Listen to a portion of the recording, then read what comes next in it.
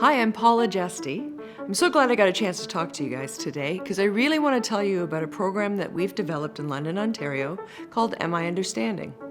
Am I Understanding, our whole focus is early intervention with children's mental health. We're really looking at 12 and under and helping families, schools, medical and community create a community of support for these children so we can get people understanding early on the signs and symptoms that might lead to problems down the road. We've been doing this for about 6 years in partnership with the Kids Mental Health Optimist Club, and we've really created some interesting tools. Working with schools, medical, community groups, University of Western Ontario, we've really tried to figure out what it is that is missing when it comes to children's mental health. And with all those partners and a lot of thinking and a lot of interviewing it with different parents, we found that one of the challenges was that bridge to care. So there's so many great resources and there's so much awareness happening when it comes to children's mental health. But the problem is there's still a gap between that help and the parents that need it. Am I Understanding is trying to solve just that. So why is there a gap? Well, stigma, isolation, shame. There's still a lot of issues and lack of understanding when it comes to early intervention. But early intervention is so important. Did you know that 70% of mental health can be solved with early diagnosis and treatment? If only we had those resources and if only there was an opportunity to break through that stigma and let people know the importance of seeing the little signs that come out, challenges around bedtime, picky eating, worries going to school, that those are great opportunities to develop resilience. And again, that's what we're trying to do with Am I Understanding in Kids' Mental Health. So how do we do that? Well, there's a couple of ways. One, we have videos. We developed videos back in 2016 to start a conversation. And what better way to start a conversation than with a couple of fuzzy characters? We developed these videos with some fun friends who used to work with the Muppets, Sesame Street, and Jim Henson, and figured if we got good caliber puppeteering and went to our community partners, at that point LHSC and the Thames Valley District School Board, and asked them to help us develop scripts, really focusing on some of the challenges that families are having early on. What came out of that were great stories to start a conversation around change, separation anxiety, social anxiety, and anxiety in general. We also did one on OCD. What we found over the last couple of years is that when we show these videos, hands go up. As one youngster said to us, if a dog and a chicken can talk about these things, so can I. We write these videos for children, but we also have their parents in mind. We want these to be tools that families can watch together and start conversations. Watching the video on change with the characters getting a new teacher is a great opportunity to then ask your child, how do you feel about change? Or use the video if change is about to happen in their lives. We've had a lot of success with that as well.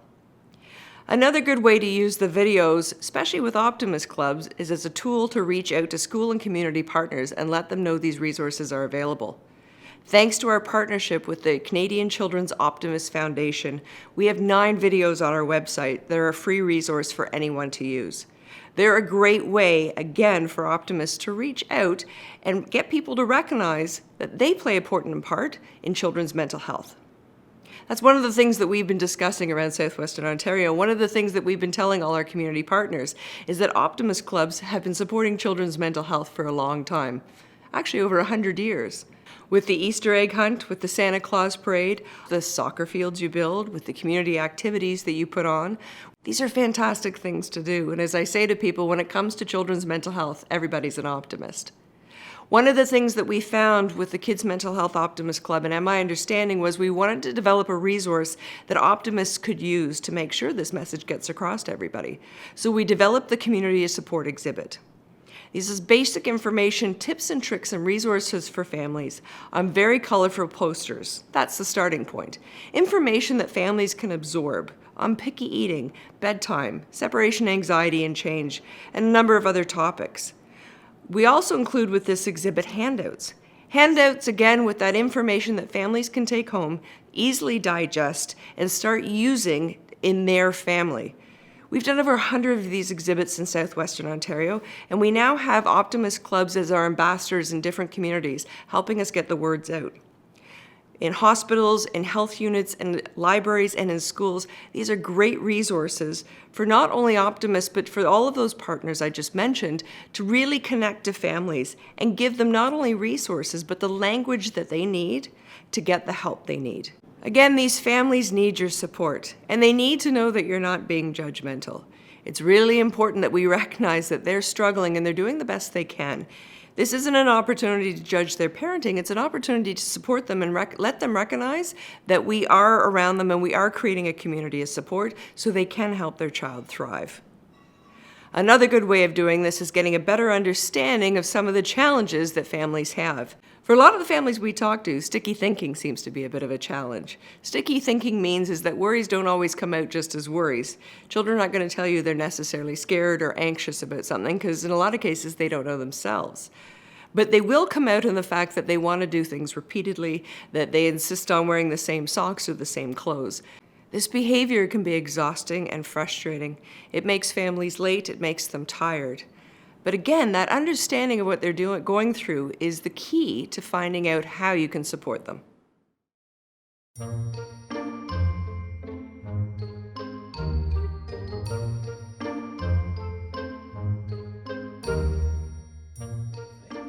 Yeah, I just had an itch. Okay. Oh, hey everyone. I'm Gulliver, and this is my friend Wendell. Hi. And we want to talk to you today about worries. Worries. Everybody has worries from time to time.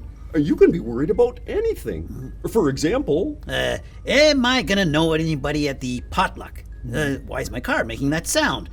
Is the wind gonna blow my house down? yeah, those work. Or you could have just sort of general worries. Am I good enough? Does this collar suit me? Am I eating enough fruits and vegetables? Am I eating too many fruits and vegetables? Sure. But you know, sometimes we get caught in our worries and they start to take over all of our thoughts. And the more we think about them, the bigger our worries become. What? Those worries are often referred to as sticky thoughts. Oh, that sounds horrible. Yeah, they're thoughts we just can't get rid of. Let me show you. Huh?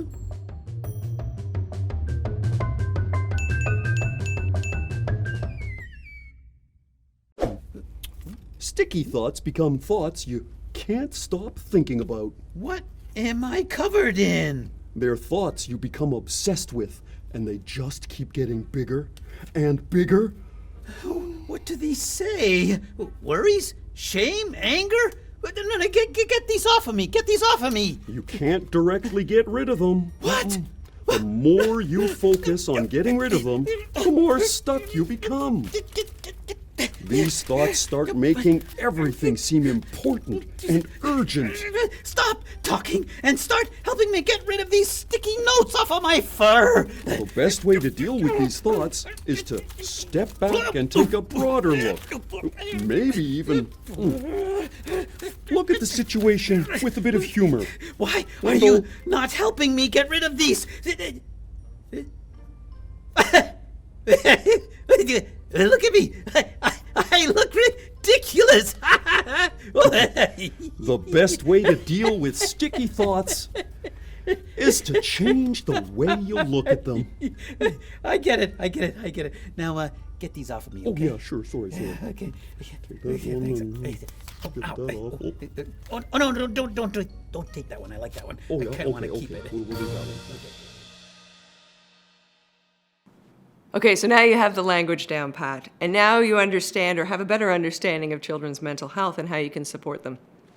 So what are some other things you can do? I mentioned off the top that thanks to our relationship with the Canadian Children's Optimus Foundation, My Understanding and the Kids Mental Health Optimus Club of Canada are proud to present the 9 videos that we currently have on our website as a resource that anybody can use for free.